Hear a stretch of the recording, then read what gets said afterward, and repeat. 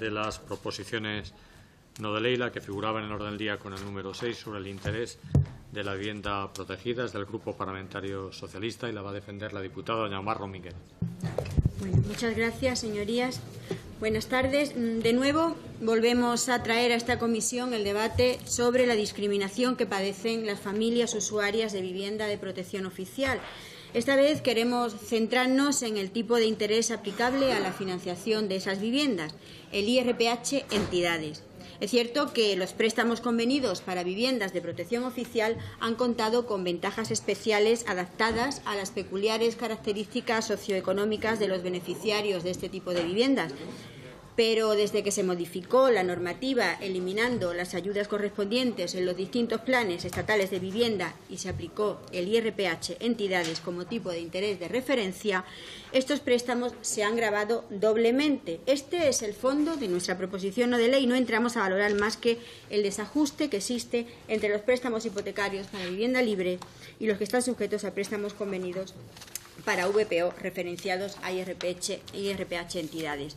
Entonces, podemos decir, sin temor a equivocarnos, que los tipos de interés fijados por el Gobierno para la vivienda protegida han incumplido su función social en los últimos años, porque se ha beneficiado sobre todo a las entidades financieras. Entonces, ello conlleva la necesidad de ajustar dichos tipos a esa verdadera finalidad social y corregir la evolución de estos años en que se ha incrementado por encima de los del mercado de vivienda libre, hasta el punto de que actualmente este índice podría ser tachado de arbitrario para estos miles de familias con unas características, como decía, peculiares, unas características socioeconómicas en virtud de las cuales cumplían una serie de requisitos para poder acceder a este tipo de viviendas con las ayudas que el Estado les ofrecía y que posteriormente fueron víctimas de una medida que ya hemos dicho aquí en más ocasiones, antisocial e injusta, porque las dejó en una completa desprotección por parte del Estado, sin opción a prorrogar las ayudas prometidas, atrapados en hipotecas, muchas de ellas sobrevaloradas, porque tuvieron que asumir un sobrecoste de entre 90 y 300 euros más por sus préstamos, y sin posibilidad de vender o de alquilar para poder salir de la situación económica a la que estaban sumidos, lógicamente, ya que estas viviendas, por sus propias características, pues no son susceptibles de nada de esto. Entonces, esta supresión retroactiva de las ayudas a la vivienda de protección oficial no tuvo en cuenta la situación real de estas más de 300.000 familias afectadas que tuvieron que pagar por ello un alto coste. Sobre todo intereses altos por unas viviendas supuestamente protegidas, porque los tipos aplicables a la vivienda de protección oficial son fijados por el Ministerio de Fomento a partir del indicador IRPH, estableciendo para cada plan de vivienda un tipo fijo anual para todos los afectados y tomando como base ese indicador, de manera que han seguido unas tendencias por encima de las del mercado libre, caracterizado precisamente por la bajada del Euribor. Con todo esto, resulta curioso cómo el Gobierno se vanagloria por una supuesta mejora de los tipos de interés de las hipotecas para VPO tras la actualización anual del pasado 31 de marzo, que se aprobó en Consejo de Ministros, pero que en realidad no ha reducido los tipos. Este es el caso de los programas vigentes del 96, del 97, del 98 y del Plan 1998-2001, y además en aquellos casos en que se ha producido la bajada, esta ha sido ínfima. Estamos hablando de entre 25 y 57 euros anuales. Son unas cantidades que serán imperceptibles en las ya muy deterioradas economías de las familias afectadas. Y, por lo tanto, más que confundir vendiendo esa reducción de los tipos, que no es del todo cierta, lo que sí que es necesario es establecer unos tipos de interés justos, razonables y sociales para la vivienda protegida en consonancia con los principios que rige tanto la Constitución española como la normativa europea aplicable al respecto. No estaría de más recordar que en 2009 la Unión Europea ordenó la eliminación del IRPH. Por lo tanto, es prioritaria una profunda revisión de los procedimientos para establecer este tipo de interés a viviendas protegidas y así, como decía, poderse ajustar a su finalidad social y corregir la evolución que ha tomado en los últimos años. Pero esto no lo decimos nosotros solos, ¿eh? El Defensor del Pueblo ha recomendado la necesidad de promover las modificaciones normativas oportunas para suprimir el IRPH entidades como índice oficial de referencia, dice el Defensor del Pueblo, para la aplicación como tipo de interés de los préstamos convenidos y sustituirlos por el Euribor u otro índice oficial. Y ese, insisto, es el sentido de nuestra iniciativa. Eso es lo que reclamamos en su parte dispositiva.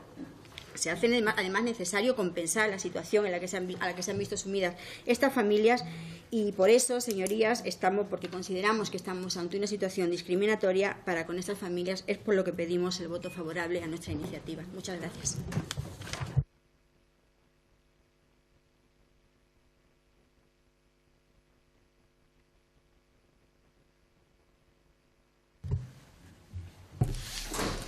Bien, al igual que en la anterior,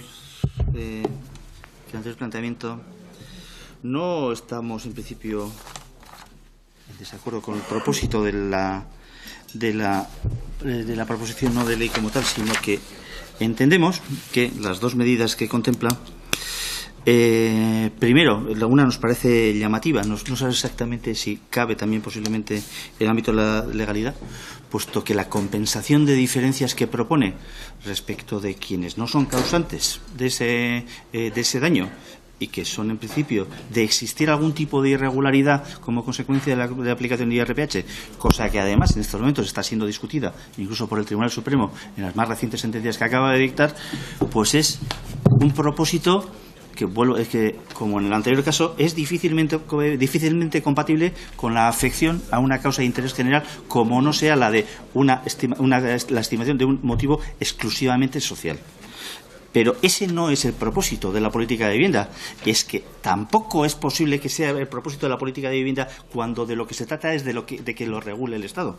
Como bien recuerda el propio Ministerio en su página, la posibilidad de actuación del Estado en materia de vivienda se reduce o se constriñe a la definición de algunas actuaciones protegibles sin perjuicio de que las comunidades autónomas los puedan desarrollar, a regular las fórmulas de financiación sin perjuicio también de que el resto de administraciones públicas puedan tener las suyas propias y que las puedan desarrollar, y a la aportación de recursos estatales a esos fines, no a otros.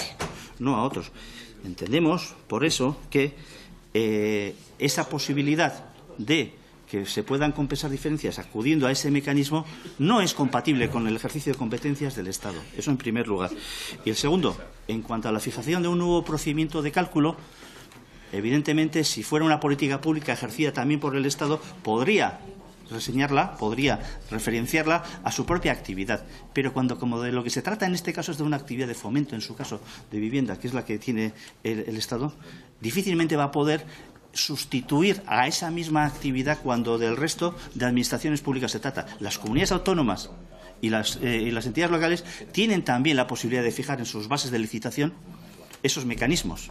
Y es verdad que el Estado lo puede hacer de modo orientativo y para actuaciones que en su caso dependan de ella. Pueden ser las actuaciones en las ciudades de Ceuta y Melilla, pero en el resto creemos que también es difícilmente compatible. Y en cualquier caso, lo que sí entendemos es que en el aspecto fundamentador, en la parte expositiva de la proposición no de ley, se vuelve a incidir en una caracterización de las competencias del Estado que no es compatible con las de las comunidades autónomas, tal y como se relatan. Existen en estos momentos 4 recursos de inconstitucionalidad planteados, el de frente a leyes del suelo concretas y en materia de vivienda, mejor dicho, que son Euskadi, Navarra, Andalucía y Canarias, si no me equivoco, y estas facultades hacen incidencia en competencias que desde luego se recogen en esas leyes y que no vamos a apoyar con esta proposición de ley. Muchas gracias, señor Barrendarán. Es el turno del Grupo Parlamentario de Ciudadanos. Tiene la palabra don Miguel Ángel Garaulet. Muchas gracias de nuevo, señor presidente.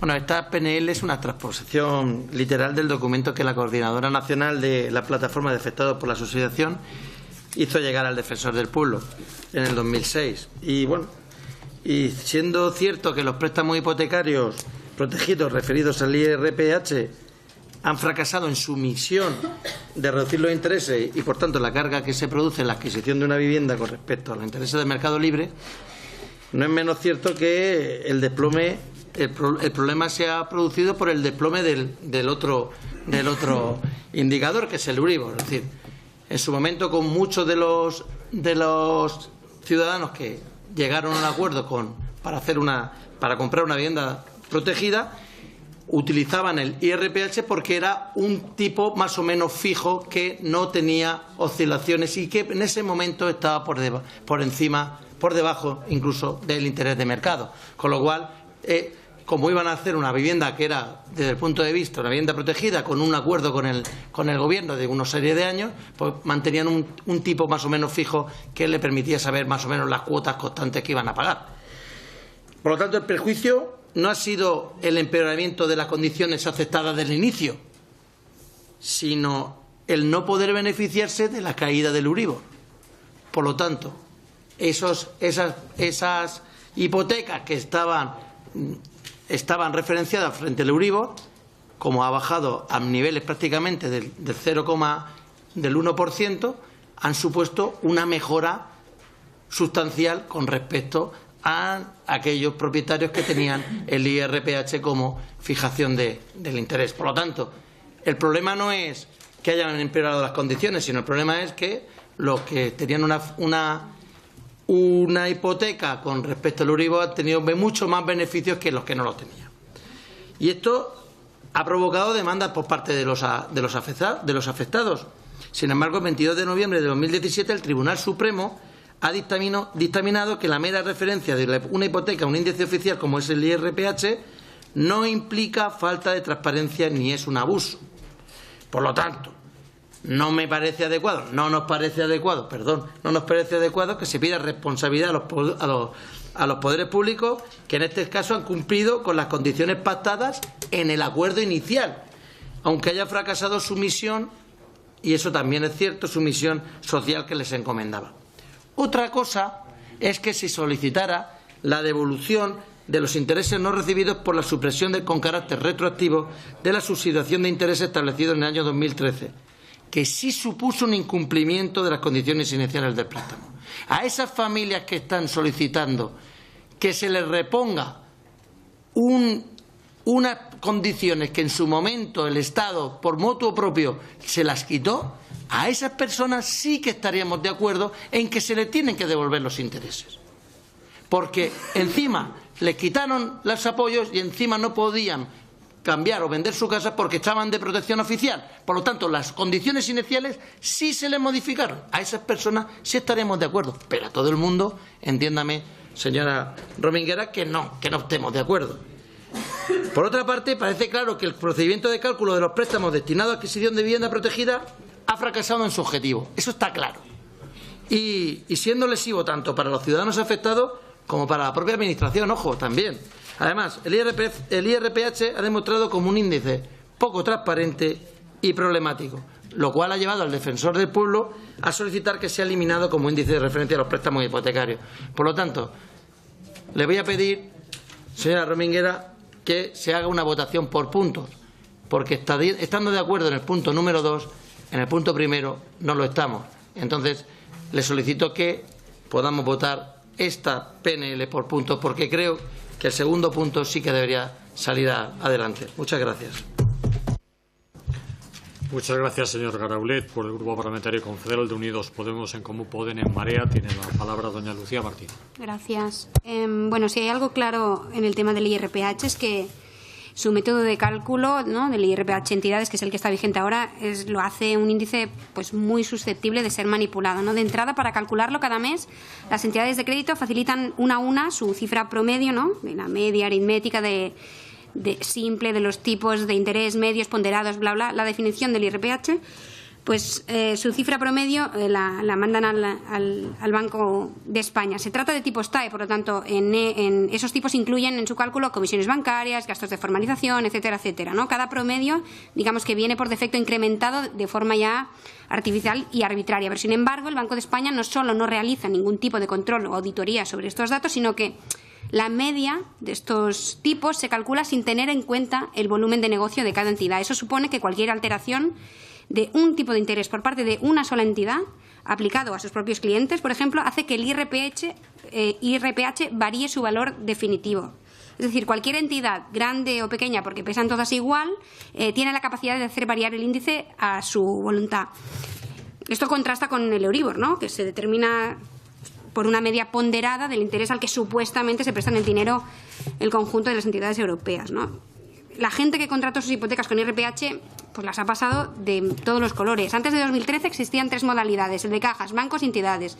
Y este último incluía a todas las entidades crediticias, pero mediante la Ley 14/2013 el Gobierno del PP deroga la vigencia de los dos primeros y mantiene el de entidades. Eso provoca que, tal y como estaba previsto en la disposición adicional 15ª de esa ley, muchos préstamos quedaron referenciados al IRPH entidades y se les añadió un incremento en su diferencial. En cambio, otros se referenciaron al último valor que se pudo calcular del IRPH cajas, cuando este casualmente habría sufrido un incremento exponencial durante sus últimos meses de vigencia. En definitiva, muchos préstamos quedaron sujetos a tipos fijos, a pesar de que originalmente se trataba de un tipo variable, de entre un 4 y un 4,5. A ello se les suman estudios que afirman que las entidades han añadido fraudulentamente diferenciales al IRPH y que, por tanto, han estado sobrevalorando el índice sistemáticamente, incluso vulnerando algunas circulares que el Banco de España ya utilizaba para advertir esta situación.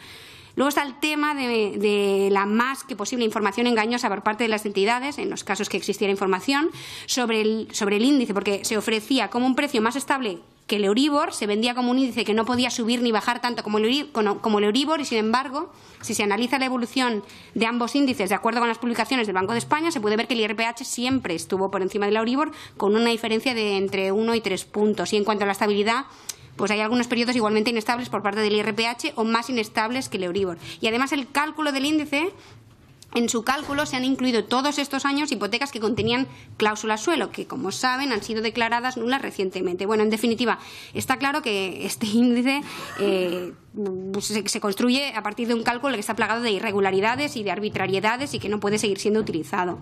De hecho, en la actualidad se calcula que hay aproximadamente 1.300.000 personas de familias atrapadas por este tipo de interés y que conforman aproximadamente el 20% de las hipotecas que se concedieron en los últimos 15 años. Y, de hecho, distintas fuentes y cálculos apuntan que la diferencia entre lo pagado en una hipoteca referenciada al Euribor y una que lo hace al IRPH, en un periodo de 10 años alcanzaría la diferencia entre 18.000 y 21.000 euros. Por ese motivo, está claro que es urgente tomar medidas que permitan suprimir la aplicación del IRPH para todas aquellas personas afectadas que aún lo sufren y sustituirlo por una fórmula acordada con esas asociaciones, ¿no?, que sea Euribor más lo que toque o lo que se acuerde. En el caso concreto que nos ocupa, que es el de la vivienda protegida, los índices no se fijan mediante los contratos entre las personas que firmaban la hipoteca y la entidad bancaria, sino que en función de lo establecido en los planes estatales correspondientes, ¿no?, que son aquellos anteriores a 2009, pues se establecían allí. Por lo tanto, nosotras entendemos, a lo mejor estamos equivocadas, pero entendemos que para llevar a cabo la fijación de un nuevo procedimiento de cálculo del índice sí que tiene que ver con la legislación estatal, no como decía el compañero del PNV, y entendemos que sería necesario modificar esos planes estatales, cosa que nos resulta un poco extraña que el PSOE ni lo mencione en su PNL. También, efectivamente, es importante mencionar en este punto que un reciente informe del Defensor del Pueblo sobre el IRPH para vivienda protegida, ¿no?, el pasado 17 de octubre, en él se afirma que las personas en esta situación han sufrido un doble abuso. De un lado, el tema de la suspensión de las ayudas a la subsidiación de sus préstamos, pero del otro también en el momento en que se empezó a aplicar el IRPH entidades en lugar del Euribor. Entonces, en este sentido, vamos a apoyar la PNL del PSOE, tanto en la cuestión de la supresión y cambio por otro cálculo del índice, como también para la necesidad de estudiar mecanismos de devolución de las cantidades, digamos, indebidamente cobradas. Muchas gracias, señora Martín. Finalmente, por el Grupo Parlamentario Popular, tiene la palabra doña Águeda Reines. Muchas gracias, señor presidente. Buenas tardes, señorías. El Partido Socialista trae una proposición no de ley sobre el interés de vivienda protegida. Es una propuesta similar a la presentada en el mes de febrero sobre las ayudas de subsidiación de préstamos. Y claro, el tema es que cuando leemos las exposiciones de motivos de las propuestas no de ley presentadas por el Partido Socialista, creo que no recuerdan lo que hicieron ustedes cuando gobernaban, y es verdad que volvemos al tema que hemos comentado a lo largo de la tarde entre el PSOE y el Partido Popular, que creo que lo comentaba el compañero de Ciudadanos. Pero es que parece que ahora el Partido Popular todo lo hace mal y en aquel momento el Partido Socialista todo lo hacía bien. Y esto no es así y ustedes lo saben. Porque a mí me gustaría recordar qué hizo el Partido Socialista cuando gobernaba y cuando empezaron a vislumbrar la crisis con los anteriores planes de vivienda. ¿Se acuerda, señora Rominguera, de que se suprimieron las ayudas directas a la entrada? ¿Se acuerda de que se suprimieron las subvenciones estatales para la urbanización del suelo edificable destinado a viviendas protegidas? ¿De que se redujeron también las subvenciones a los promotores de vivienda de nueva construcción para arrendamiento? o de que se redujeron las subvenciones para la construcción de equipamientos para colectivos especialmente vulnerables. Mire, yo puedo entender que a los grupos de Ciudadanos o de Podemos o de cualquier otro grupo con representación en esta Cámara que no hayan tenido responsabilidad de gobierno, que a veces presenten propuestas que son inviables económicamente y quedan estupendamente de cara a la galería. Pero claro, es aquello de que no es lo mismo tener opiniones que tomar decisiones. Pero ustedes, señores del PSOE, ustedes sí que han tenido la responsabilidad de gobierno y que dejaron nuestro país en una situación tan crítica. Ustedes no están para darle lecciones a nadie. En su exposición de motivos hablan de arbitrariedades en el procedimiento del cálculo de los tipos cometidas por el Gobierno de España. Señora Rominguera, ni el cálculo de los tipos de interés aplicables a los préstamos hipotecarios convenidos ni su revisión periódica se realiza de forma arbitraria, y usted lo sabe, porque la normativa reguladora de cada plan estatal de vivienda, que establece los criterios y la metodología a seguir para fijar y revisar los tipos de interés efectivos anuales, se ha aplicado siempre sin ningún grado de arbitrariedad y con total transparencia, ya que el tipo de referencia que se utiliza en estas fórmulas es el publicado por el Banco de España mensualmente. Y precisamente hace unos días el Supremo ha dictaminado, ha fallado, que la mera referencia de una hipoteca a un índice oficial, como es el índice de referencia de préstamos hipotecarios, el IRPH, no implica falta de transparencia ni es un abuso. Falta de transparencia lo digo porque el señor de Ciudadanos, también, el representante de Ciudadanos, también hablaba de falta de transparencia. Por lo que no cabe anular estos contratos por esa mera razón. Además, la normativa vigente que regula el funcionamiento de los distintos planes de vivienda establece que el primer trimestre de cada año procede revisar y modificar, en su caso, el tipo de interés efectivo anual aplicable a los préstamos concedidos en los mencionados programas. Este año, 267.605 familias se han beneficiado por el acuerdo del Consejo de Ministros, en el cual se revisaron y modificaron los tipos de interés anuales vigentes.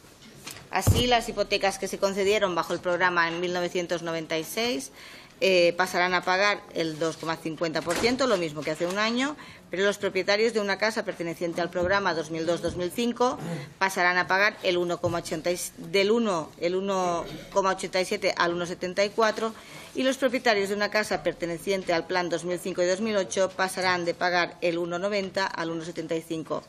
Y es posible que sea poco, señora Rominguera, pero es que en el 2008 los beneficiarios de estos planes pagaban el 5,09%.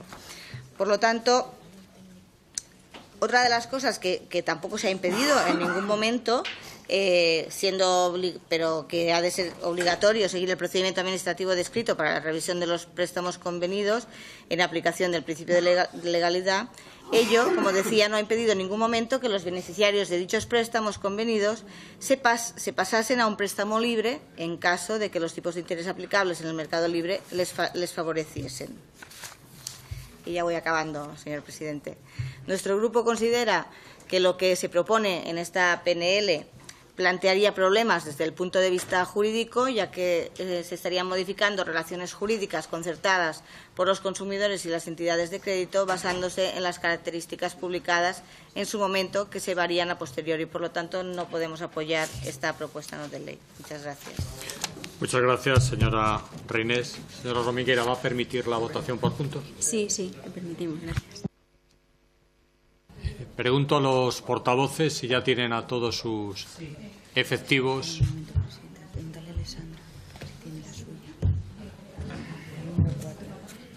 Doña Alessandra, parece que está pendiente de entregar aquí algo.